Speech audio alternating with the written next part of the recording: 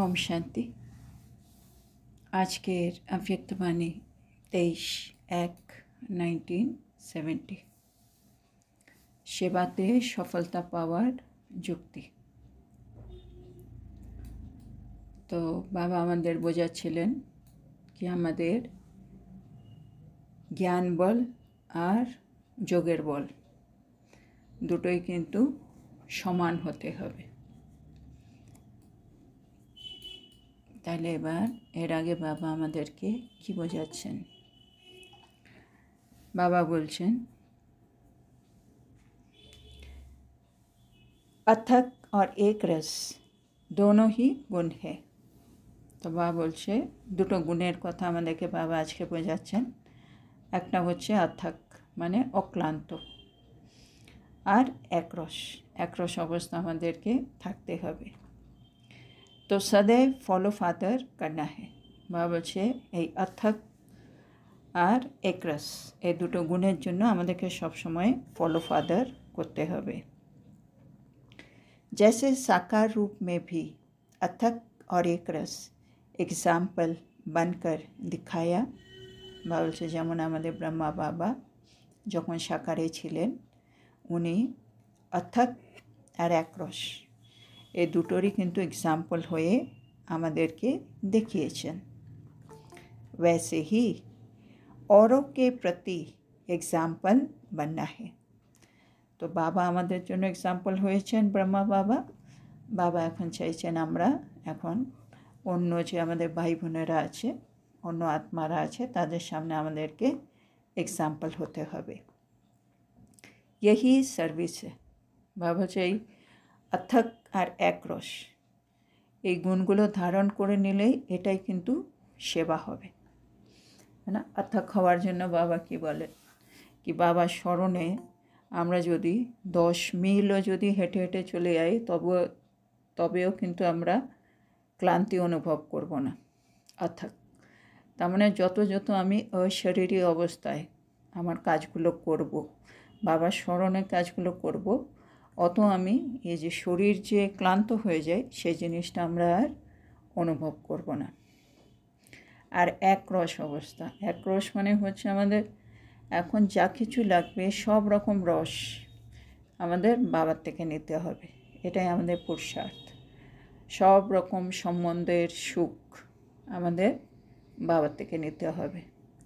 মানে আমি আত্মা এখন শুধু বাবার স্মরণে থাকব, আর বাবাই আমাকে শুধু আকর্ষিত করতে পারে। আর এই পৃথিবীতে বাবা ছাড়া আর কোনো জিনিসের মধ্যে আমার জন্য আকর্ষণ নেই। মানে কোনো জিনিস আমাকে আর আকর্ষিত করতে পারে না বা আকৃষ্ট করতে পারে না। আর তার জন্য আমাদেরকে বিভিন্ন নেশার যে পয়েন্ট আছে সেগুলো কিন্তু বারে বারে মনে রাখতে হবে যে আমি হচ্ছি বাবার গলার হার, আমি হচ্ছি বিজয়ী রতন, আমি হচ্ছি বিশ্বের মালিকের বালক, আমি যা কিছু পেয়েছি সেটা কেউ পায়নি। তো এরকম কিছু নেশার পয়েন্ট বা বলে এগুলো যদি মনে রাখতে থাকো তাহলে আমি আশেপাশে সব আকর্ষণ থেকে মুক্ত থাকব। তখনই আমি কিন্তু একরস অবস্থায় থাকতে পারবো।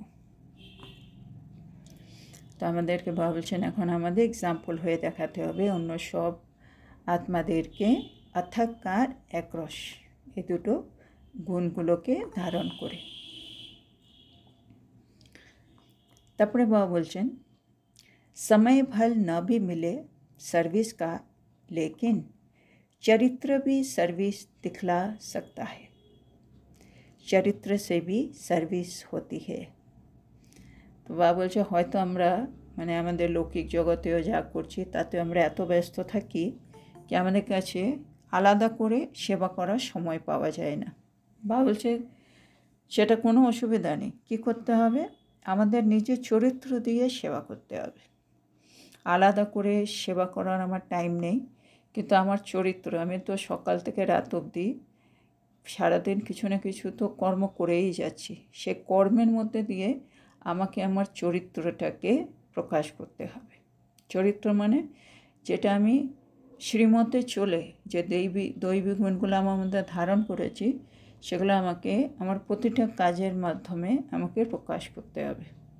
মানে আমি কীভাবে উঠি, কীভাবে বসি, কীভাবে হাঁটি, কীভাবে খাই, কীভাবে দেখি, কীভাবে শুনি, সব কিছুতে শ্রীমত অনুসার আমার চালচলন। ইভেন আমরা ধরো মোবাইল ইউজ করছি, মোবাইল ইউজ করার সময়ও আমি কীভাবে মোবাইলটা ইউজ করি, মানে সব কিছু শ্রীমত প্রমাণ।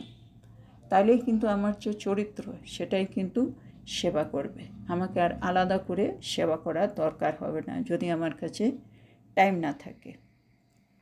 তো সেটা বাবা বলেন।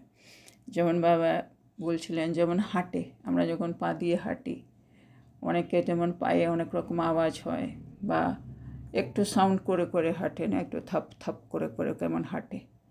তো এরকম হাঁটাটাও মানে দৈবিক গুণের মধ্যে আসে না, একেবারে নিঃশব্দে হেঁটে যেতে হবে, যেমন ফরিস্তা হাঁটে। তো আমি যদি ওরকম হাঁটাই প্র্যাকটিস করতে থাকি, ওটাই আমার যদি গুণটা চলে আসে, তাহলে ওটাও একটা সেবা হচ্ছে। আমি যতবার হেঁটে যাচ্ছি, আশেপাশে লোককে দেখবে বাবা এরা কত হালকাভাবে হাঁটে, একটু আওয়াজও পাওয়া যায় না, মানে একেবারে ফরিস্তার মতো। এটাও একটা সেবা হয়ে গেল।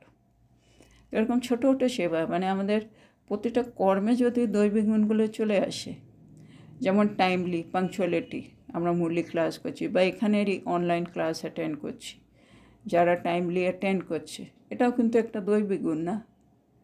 টাইমের আগে টিচার আসার আগে কিন্তু ক্লাসে আসা উচিত, এটাই তো বলে। তাইলে আমি মুরলি ক্লাস শুরু হয়ে যাচ্ছে তারপরে জয়েন করলে সেটা তো আবার দৈবিক গুণের মধ্যে পড়ছে না। তো এই ছোটো ছোটো জিনিস যেগুলো দিয়ে আমাদের চরিত্র কিন্তু প্রকাশ পাচ্ছে। তো বাবা সেটাই বলছে, মানে সার্ভিসের জন্য যদি আমাদের সময় নাও থাকে, আমরা কিন্তু চরিত্র দিয়ে কিন্তু সেবা করতে পারি। तो बाबा बोलছেন सिर्फ वाणी से नहीं होती है, चरित्र से भी सेवा होती है। তো শুধু বলে বলে সেবা হয় না, মানে কিছু না বলে অনেকগুলো সেবা হয়, যেটা চরিত্র দিয়ে সেবা হয়। आपके चरित्र उस विचित्र बाप की याद दिलाए, ये तो सहज सर्विस है ना। মানে এটা কত সুন্দর বাবা বললেন, আমার চরিত্র মানে সবার কাছে আমার বিচিত্র বাবাকে প্রত্যক্ষ করছে। হ্যাঁ, এরা এত সুন্দর কী করে কথা বলে, এরা সবসময় এত শান্ত কী করে থাকে, এদের মধ্যে এত সহ্য শক্তি কোথা থেকে এলো, এরা সব সময় শুভ চিন্তন কী করে করে, এই যে আমার চরিত্র থেকে যেগুলো প্রকাশ পাচ্ছে এগুলো নিয়ে তারা ভাবছে। তাহলে সবাই আমার বিচিত্র বাবা মানে আমার শিব বাবার দিকে কিন্তু আকৃষ্ট হচ্ছে, শিব বাবাকে তারা স্মরণ করছে, ও বাবা। তাহলে এরা মানে তাদের শিব বাবা তাদেরকে এসব গুণগুলো ধরিয়ে দিচ্ছে, হ্যাঁ, তাদেরকে এত সুন্দর শিক্ষা দিচ্ছে। তো বাবা বলছে এটা তো একটা সহজ সেবা হয়ে গেল, বেশি কিছু বলতে হলো না, না বলেই এত সুন্দর সেবা। जैसे कई लोग अपने गुरु का वो स्त्री अपने पति का फ़ोटो लॉकेट में लगा देती है ना, ये एक स्नेह की निशानी है। বাবা বলছে যেমন অনেক লোকে তার গুরুর ছবি লকেট করে পড়ে, অনেক স্ত্রী আছে সে তার স্বামীর ছবি, স্বামীর ফটোকে লকেটে লাগিয়ে পড়ে। তো বাবা বলছে এগুলো হচ্ছে একটা স্নেহের চিহ্ন। तो बाबा बोलছেন तो तुम्हारा ये मस्तक जो है ये भी उस विचित्र का चरित्र दिखलाए। তো বাবা বলছে আমাদেরও এই মাথা মানে মস্তক, কেন আমাদের তো ভ্রুকুটির এখানেই আত্মা, এখানেই পরমাত্মা প্রত্যক্ষ, সেটা এই মাথার এখানেই বিচিত্র বাবার চরিত্র যেন দেখা যায়। ये नयन उस विचित्र का चित्र दिखाए, মানে আমার চোখ দিয়ে সেই বিচিত্র চিত্র সবাই যেন দেখতে পায়। সবাই আমার চোখের দিকে তাকাবে, কিন্তু এখান থেকে বিচিত্র বাবার চিত্র দেখা যাবে, মানে ওনার ভাসনা পাবে। ऐसा अविनाशी लॉकेट पहन लेना है। তো বাবা বলছে আমাদের সবাইকে এখন এই অবিনাশী লকেটটা পরে নিতে হবে। अपनी स्मृति भी रहेगी और सर्विस भी होगी। এতে দুটো কাজ হবে, আমরা যদি এরকম একটা অবিনাশী লকেট পরে নিই তাহলে কি হবে? বাবা বলছে দুটো কাজ হবে। এক তো আমার স্মৃতি থাকবে, হ্যাঁ না, আমার সবসময় মনে থাকবে কি আমি এই অবিনাশী লকেটের মধ্যে শিব বাবাকে রেখেছি, তো শিব বাবা সবসময় আমার সাথে আছে। আর দ্বিতীয়, সেবাও হবে। আমার যদি স্মৃতি থাকে তার মানে আমি স্মৃতি স্বরূপ, তাহলে তো আমার সব কর্ম, আমার কথাবার্তা সব কিছু শ্রীমৎ প্রমাণ হবে, তাহলে সেবাও হবে। তো বাবা বলছেন আমাদের সবাইকে একটা অবিনাশী লকেট পরে নিতে। তা আমরা সবাই লকেটটা এখন পরে নিতে পারি।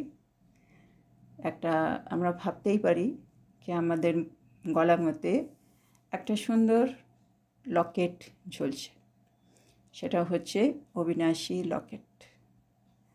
আর সেই লকেটের মাঝখানে সুন্দর একটা জ্যোতির্বিন্দু শিব বাবা, আর জ্যোতির্বিন্দু শিব বাবা চৈতন্য, আর সেখান থেকে সুন্দর সুন্দর কিরণ পুরো ছড়িয়ে যাচ্ছে, আর সেই কিরণটা আমার ফুল বডিকে প্রকাশিত করে দিচ্ছে।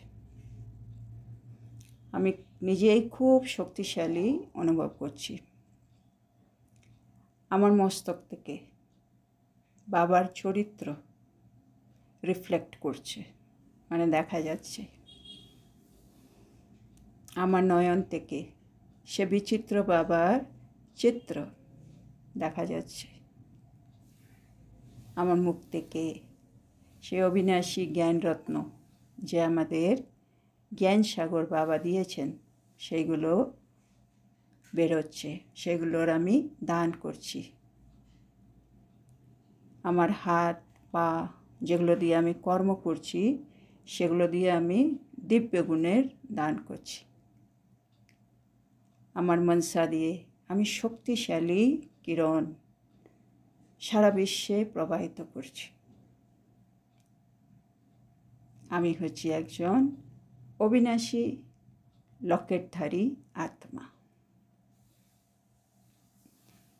তাহলে এরকম একটা অবিনাশী লকেট আমাদেরকে সবসময় পরে নিতে হবে, তাহলে আমরা স্মৃতিস্বরূপ আর সার্ভিসেবল হয়ে যাব।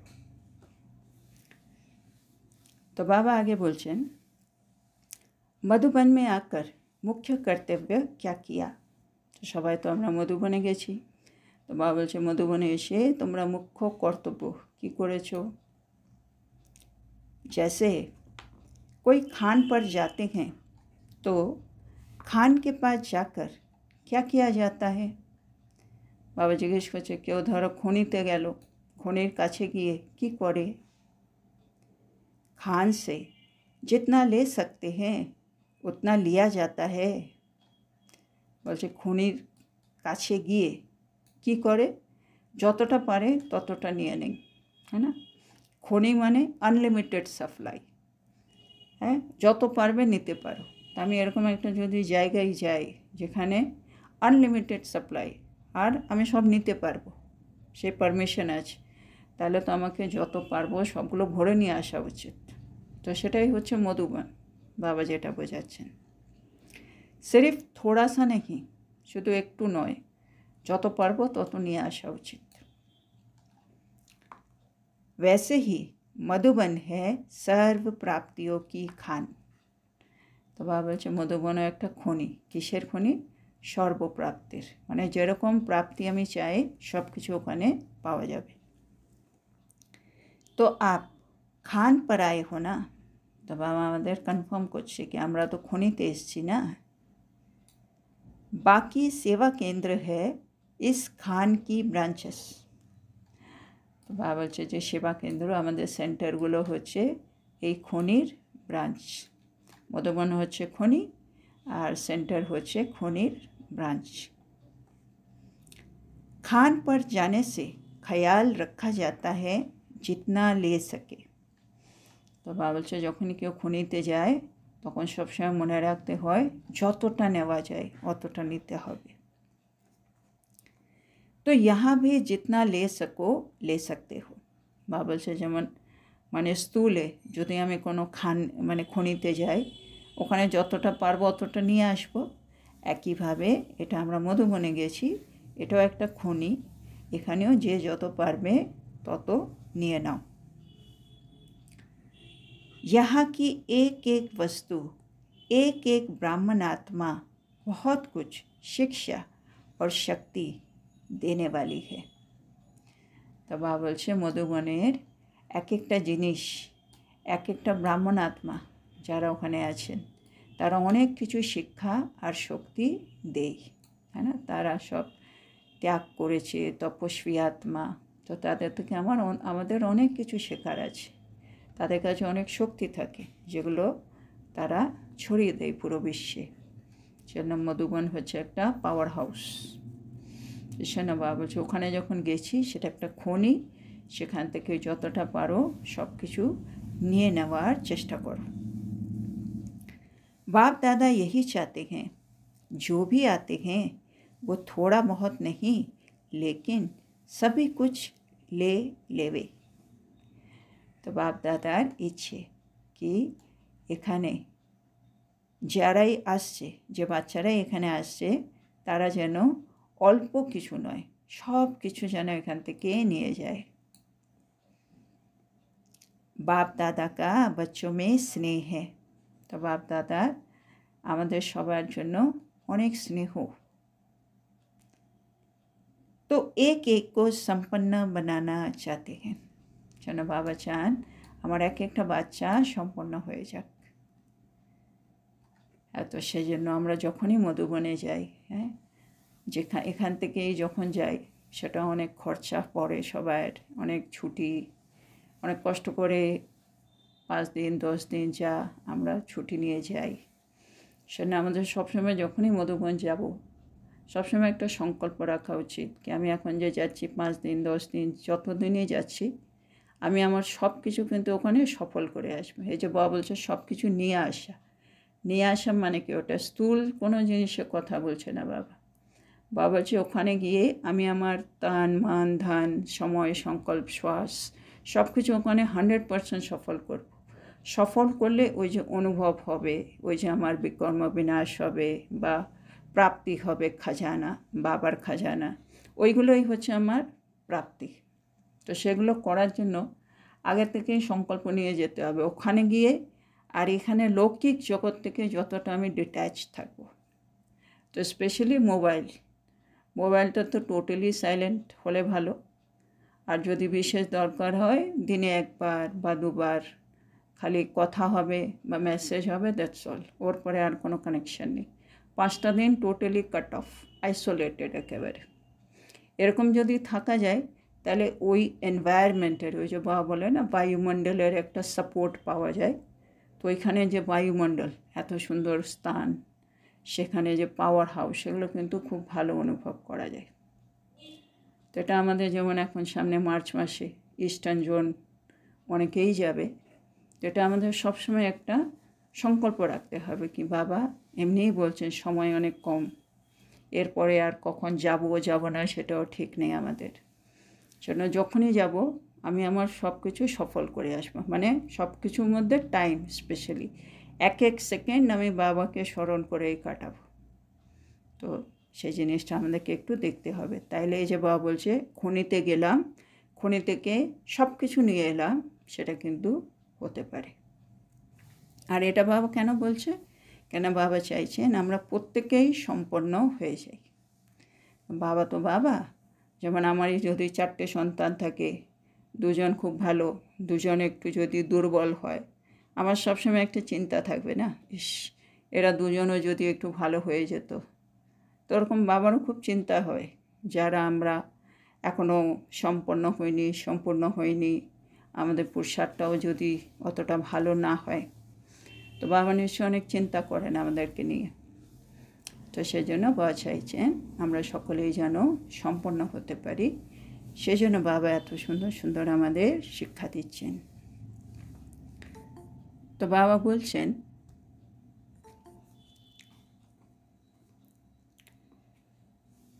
जितना यहाँ लेने में संपन्न बनेंगे उतना ही भविष्य में राज्य पाने में भी संपन्न होंगे। তা বাবা বলছে যত আমরা এখান থেকে নিতে সম্পন্ন হব, মানে আমরা সব কিছু সফল করে নিজের মধ্যে ভরতে পারবো এই সময় সঙ্গম যুগে, অতই কিন্তু আমরা ভবিষ্যতে মানে সত্যযুগে গিয়ে রাজ্য পাবো। মানে এখানে সূক্ষ্ম জিনিস বা বলে সত্যযুগে গিয়ে স্থূল হয়ে যাবে। এখানে আমি যত সূক্ষ্ম নিজেকে ভরতে পারবো না, আমরা সম্পূর্ণ হব, অতই কিন্তু ওখানে তুমি স্থূলের মধ্যে সব কিছু পেয়ে যাবে। সেজন্য এখানে যত তুমি সম্পন্ন, ভবিষ্যতে ওখানে রাজ্যতেও তুমি অতটা সম্পন্ন হবে। বাবা বলছেন इसलिए एक सेकंड भी इन अमूल्य दिनों को ऐसे नहीं गंवाना। সেজন্য বাবা বলছে এগুলো হচ্ছে অমূল্য দিন, হ্যাঁ না, সঙ্গম যুগের এক একটা দিন অমূল্য দিন চলে যাচ্ছে। বাবা বলছেন তার এক একটা সেকেন্ড এমনি কাটিয়ে দিও না। হ্যাঁ, যেমন সাধারণ আমরা আগে কাটাতাম সেরকম কাটাবার এই দিনগুলো নয়, সেটা বাবা মনে করিয়ে দিচ্ছে। एक एक सेकेंड में पद्मों की कमाई कर सकते हो। एक एक सेकेंडे তোমরা কিন্তু পদ্মের কামাই, পদ্ম কামাই করতে পারো। पद्म सौभाग्यशाली तो हो, আমরা হচ্ছি পদ্ম সৌভাগ্যশালী আত্মা, जो इस भूमि पर पहुंच गए हो। হ্যাঁ, মধুবন, হ্যাঁ বা বলে সব তীর্থের মধ্যে সেরা তীর্থ, হ্যাঁ না। তীর্থ আমরা কাকে বলি? যেখানে আমরা ভাবি মানে দেবী দেবতা আছেন, আর যেখানে সত্যি পুরো 5000 বছরে একবার স্বয়ং ভগবান আসেন, সে জায়গাটা চৈতন্য তীর্থস্থান। আর সেই মধুবনে যাওয়ার সৌভাগ্য আমরা পাচ্ছি, তা আমরা তো পদম সৌভাগ্যশালী। लेकिन इस पदम भाग्य को सदा कायम रखने के लिए पुरुषार्थ सदैव संपूर्णता का रखना। বাবা চাচি মধুবনে পৌঁছে গেছে, এটা প্রথম সৌভাগ্য তো বটে, কিন্তু এই সৌভাগ্যটাকে একটু ধরে রেখো। তার জন্য কী করতে হবে? আমাকে পুরুষার্থটা সবসময় সম্পূর্ণতার দিকে, মানে সম্পূর্ণতাকে লক্ষ্য রেখে আমার পুরুষার্থ যেন এগিয়ে যায়, সেটা বাবা বলছে সেটা একটু খেয়াল রেখো। বাস মধুবনে যাওয়ার ছিল, গেলাম, তারপরে পুরুষার্থটা যদি আমি অ্যাটেনশন না দিই পুরুষার্থের দিকে, আবার আমার ডাউন হয়ে যাবে। সেজন্য বাবা বলছে প্রথম ভাগ্যকে সঠিক রাখতে আমার পুরুষার্থটাও যেন সবসময় সম্পূর্ণতার দিকে থাকে, সেটাও একটু খেয়াল রাখতে। जैसा बीज होता है वैसा फल निकलता है। बाबा से যেমন বীজ হয় তেমনই ফল বেরোয়। तो आप लोग जैसे बीज हो, तो আমরা হচ্ছি বাবা বলছে বীজ। नींव जितना खुद मजबूत होंगे उतना ही इमारत भी पक्की होगी। तो বাবা বলছে আমরা হচ্ছি বীজ, আমরা হচ্ছি नींव। नींव মানে ভিট, ফাউন্ডেশন। সেজন্য আমরা যত মজবুত হব, তাহলে আমাদের উপরে মানে ভিট যদি মজবুত হয়, ওর উপরে যে ইমারত, যে বিল্ডিং দাঁড়াবে, সেটাও পাক্কা হবে, है ना। इसलिए सदैव समझना चाहिए कि हम नींव है। সেজন্য বাবা চাইছে সবসময় মনে রাখতে হবে আমরা হচ্ছি ভিট। हमारे ऊपर सारी बिल्डिंग का आधार है। আমাদের উপরে সমস্ত বিল্ডিংয়ের কিন্তু আধার। বাবা এর আগেও বলেছিলেন কি আমরা কখনো ভাববো না কি আমরা একা একা। বাবা বলেছিলেন এক একটা ব্রাহ্মণ আত্মার পেছনে অনেক অনেক আত্মারা আছে, মানে যেটা বলে একটা ব্রাহ্মণের পেছনে অনেক বড় রাজধানী আছে। বাবা বলছিল মানে সত্যযুগ ত্রেতা যুগে তোমাদের প্রজা তোমাদেরকে দেখছে, দ্বাপর কলি যুগের ভক্তরা তোমাকে দেখছে, সেন তুমি একা নয়। সেন বাবা বলেছিলেন কি আমরা কোনো ঘরের মধ্যেও মানে কোনো রুমের মধ্যেও যদি একা ভেবে আলস্য বেলাপন করছি, বাবা বলছে সেটাও ঠিক নয়। তোমার পেছনে যে রাজধানী আছে তারাও কিন্তু আলস্য বেলাপনে চলে যাবে, মানে আমরা যা করছি তারা ওটাকে ফলো করবে। তো একই কথা বাবা এখানেও বলছে। বাবা বলছে আমরা হচ্ছি ভিট, আধার মুরাদ বলে না বাবা, আধার মুরাদ উদ্ধার মুরাদ, আমরা হচ্ছে ভিট। তা আমরা যদি মজবুত থাকি, আমার পেছনে যে রাজধানী আসছে এতগুলো আত্মা, তারাও কিন্তু মজবুত হবে, মানে ওরাই হচ্ছে ইমারত, মানে বিল্ডিং, এরপরে যারা আসছে। আমরাই যদি কমজোর হই, দুর্বল হই, তাহলে তারাও দুর্বল হয়ে যাবে। তো সেটা বাবা আমাদেরকে মনে করিয়ে দিয়েছে আমরা হচ্ছি ভিট, আমরা হচ্ছি বীজ, আমরা হচ্ছি আধার মুরাদ। তো সেটাই দাঁড়ালো। তো আজকে আমরা এখানেই থামব। তো আজকে বাবা আমাদেরকে দুটো গুণ নিজের মধ্যে ধারণ করে নিতে বললো, তা আমরা করে নেব। একটা হচ্ছে আতক আর একটা হচ্ছে একরস। আর বাবা বললেন আমাদের যদি সময় নাও থাকে সার্ভিস করার, আমরা নিজেদের চরিত্র দিয়ে অনেক সহজে সেবা করতে পারি। তারপরে বাবা বললেন অনেকে তার গুরুর ছবি, তো বাবা বলছে অনেকে তার গুরুর ছবি বা কোনো স্ত্রী তার স্বামীর ছবি অনেকে ফটোটা লকেটের মধ্যে লাগিয়ে রাখে। তো বাবা বলেছেন আমাদেরকে একটা লকেট পরে থাকতে, সেটা হচ্ছে অবিনাশী লকেট, যেটা দিয়ে বিচিত্র বাবা প্রকাশিত হবে। আর বাবা বললেন মধুবন হচ্ছে সর্বপ্রাপ্তির খনি। আমরা সবাই মধুবনে যাই, সে খনির কাছে গিয়ে শুধু একটু একটু নিয়ে আসতে নেই, সেখানে গিয়ে যত পারো তত নিয়ে আসতে হবে। আর ওখানে যে এক একটা জিনিস আছে, ওখানে যে এক একজন ব্রাহ্মণ আত্মা আছে, তারা অনেক কিছু শিক্ষা দেয়, অনেক কিছু তাদের কাছে শক্তি আছে দেওয়ার জন্য। আমরা যখনই যাব নিজেকে ভরপুর করে নিয়ে আসতে হবে।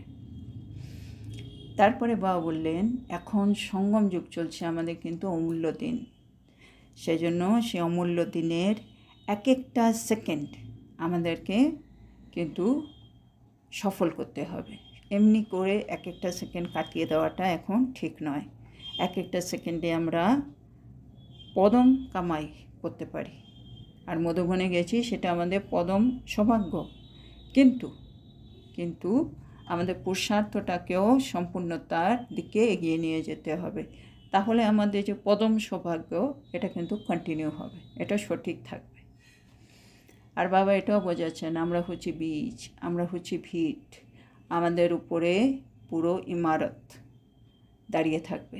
সেজন্য আমার যেরকম অবস্থা সেরকম আমার ইমারতটা হবে, হ্যাঁ না, বিল্ডিংটা হবে। তাহলে বিল্ডিং মানে অনেকগুলো আত্মা, যার আধার হচ্ছে আমি। তো সেটা বারে বারে বাবা আমাদেরকে মনে করিয়ে দেয় আমরা একা নই, আমাদের পেছনে রাজধানী আছে। তো আজকের এত সুন্দর শিক্ষার জন্য আমরা আমাদের প্রিয় শিব বাবাকে বলবো ধন্যবাদ বাবা, ধন্যবাদ। ওম শান্তি। ওম শান্তি। ধন্যবাদ বাবা, ধন্যবাদ। গুড নাইট বাবা, গুড নাইট।